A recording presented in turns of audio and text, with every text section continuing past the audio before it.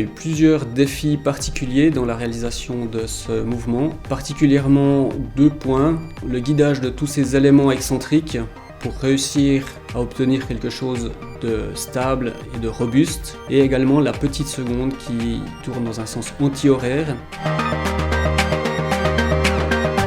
Les finitions du mouvement trilobe sont des finitions qui vont au-delà de ce qui se fait usuellement. Ce sont des finitions plus complexes, plus personnalisées. Alors les finitions choisies sont des finitions modernes, tout en restant traditionnelles. On a choisi des revêtements de surface qui sont noirs et très robustes. Également des sablés qui permettent d'avoir une brillance avec un grain qui est très très fort. On vient ensuite diamanter l'ensemble de tous les angles qui entourent les ponts. Le luxe, c'est l'art poussé à son paroxysme. La notion de luxe, elle ne dépend pas d'une marque, elle ne dépend pas d'un marketing, elle ne dépend pas d'une prise de parole.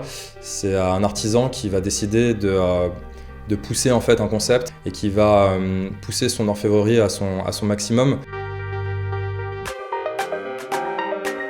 Chaque cadran ou chaque face de montre est composé de 5 éléments qui ont la particularité d'être en rotation et de devoir passer l'un à côté de l'autre sans se toucher. Ce qui entraîne une grosse complexité, notamment au niveau des tolérances d'usinage, des tolérances de positionnement des ensembles, qui est inhabituel par rapport au monde du cadran.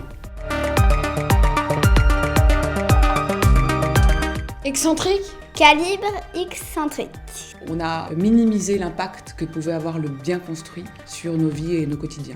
Dans nos travaux, l'attention au bien construit est une manière pour nous extrêmement importante de prendre soin de nos utilisateurs et du corps de ces personnes.